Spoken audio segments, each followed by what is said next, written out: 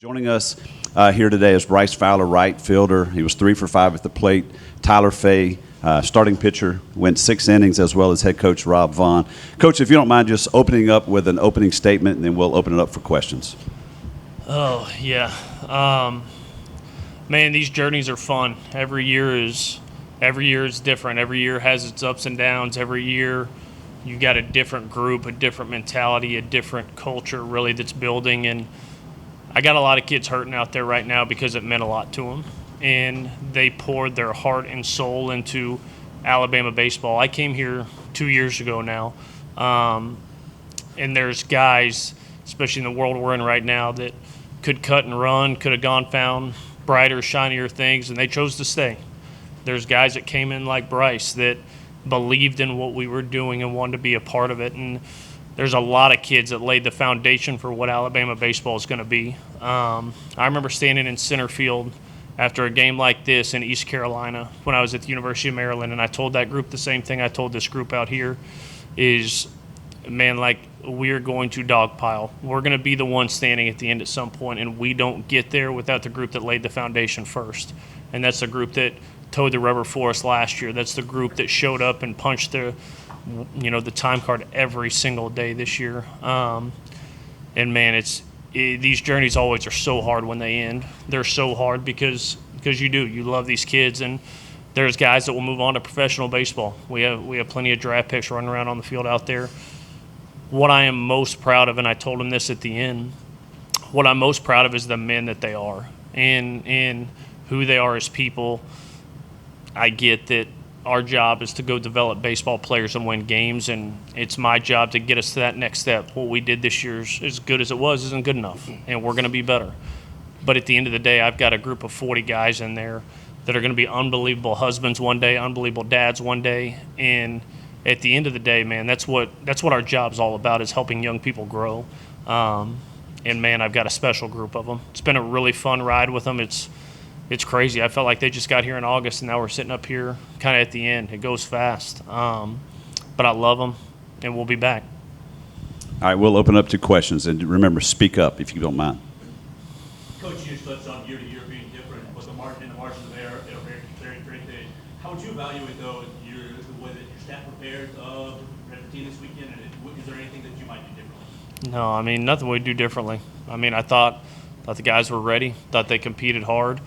I think people may underestimate how hard it is, and that's just the world we're in now, but how hard it is for a guy like Bryce to come to a place that his career started and not make it more than it needs to be. I mean, he played his heart out this weekend, played his heart out today. It was incredible today. It was absolutely incredible today, and that's toughness, man. We got a tough group of kids. We weren't good enough, and ultimately that is my responsibility to make sure that we get better, that we prepare them better, that we coach them better, that we do all that stuff. But what I can tell you is they gave me every tiny thing of who they had. I thought my staff, Pap's up at 1 o'clock in the morning watching video trying to prepare for how we're going to, go up against Middleton. And I thought gave our guys a great game plan. I thought as good as that dude is, and he's elite, I thought we hit him just as good as anybody did in the country, which that tells you how good he is, that it wasn't enough. Wouldn't change a thing about any of that. Ultimately, it's my job to get this program to the next step, and we're going to do it. Did you see it going Will Blackburn at DA, obviously the leadoff home run? Yeah, we have a sign that hangs in our dugout that says just be tougher than they are, and Will Plattner might be the toughest dude on this team. And so when you look up and you look at your season on the line and you look at trying to fight one more day, man, I'm going to ride with toughness all day long. And he did that, man. Gave us a great at bat there in the first and got the first homer, got the first run on the board. And Will Plattner is going to be right in the middle of what we're doing next season. And, man, when push comes to shove, I'm going to go with toughness, and Will Plattner is toughness. Tyler, obviously it wasn't a huge secret what your teammates were going to be getting on the other side with JB, but when did you find out that you were going to get the ball, and what was kind of your plan going out there today? I found out for sure last night after the game, but I kind of figured that I would start, especially if it was Southern Miss. But yeah, I just was ready all week preparing for this and gave it all I had. Coach, didn't look like there was any hesitation on your part to walk Cato to load the bases. Was that that accurate? Yeah, no hesitation. I mean, I thought as weird as that inning was, you get the leadoff homer and you go to Oz, who's should be the stopper of the year. I mean, that guy led the country in saves, was incredible. And he goes hit by pitch walk, very uncharacteristic, but goes hit by pitch walks. We execute a perfect crash play, get the lead out. You're sitting there first and second again, and you get to 2 outs right there with the base open. And you got the left-right matchup. Stockton had good at-bats all day. That's not a knock on Stockton at all. But, Peto's got serious power. Like, there's some real power in there. And you like the right matchup with Oz, and he is tough on righties. And you got to credit Stockman, man. Like, got to 2 strikes. He didn't panic.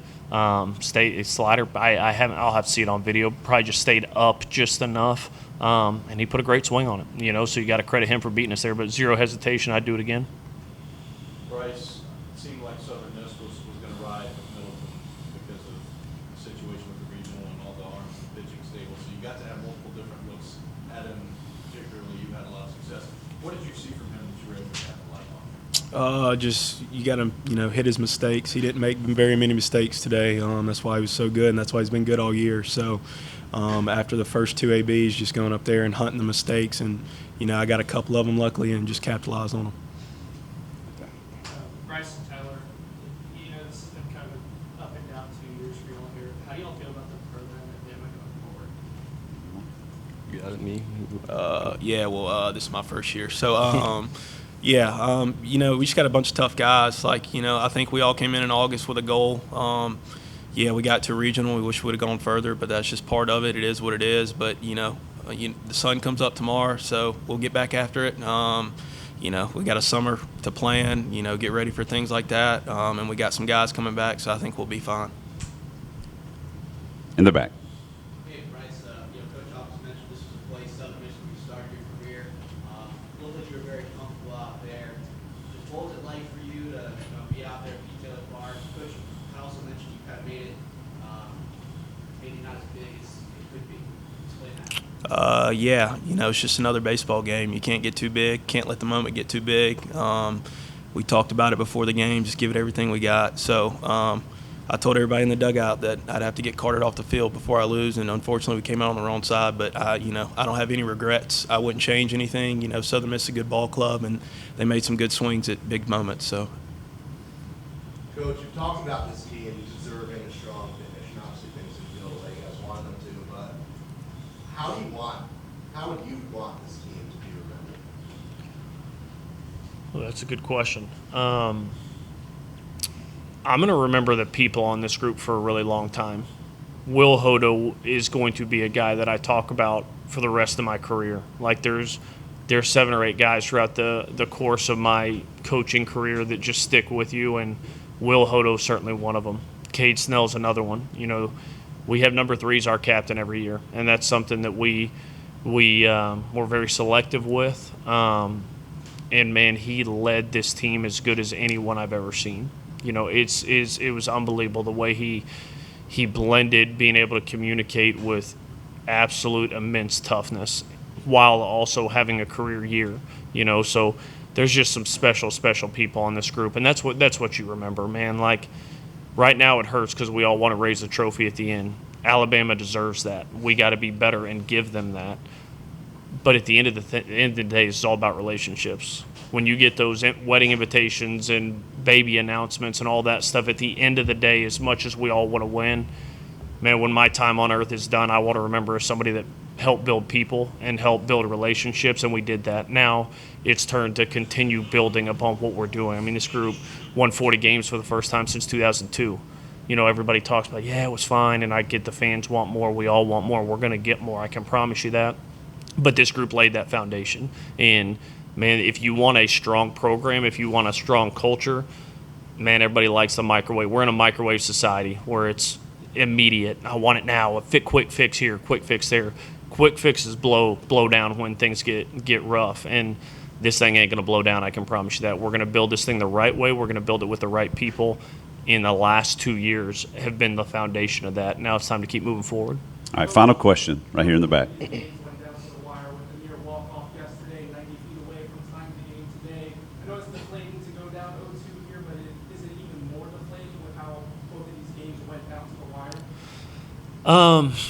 Yeah, maybe. I mean, sometimes when you get run out of the yard and you're never in it, you know, it's like a slow, painful death. Whereas that one was kind of, yeah, you get it kind of ripped away from you late there. So it does. But man, I told every one of those kids that went up in the ninth inning, I went up to every single one of them and said, just be present, man. Just be in this moment and be present. Win, lose, or draw, just go send it in this moment. We talked about that from the rip. We talked about the manning the arena. Like, it's not the critic who counts, man. Like, I get that there's a lot of voices, especially in our league. There's a lot of people with opinions and thoughts and all that.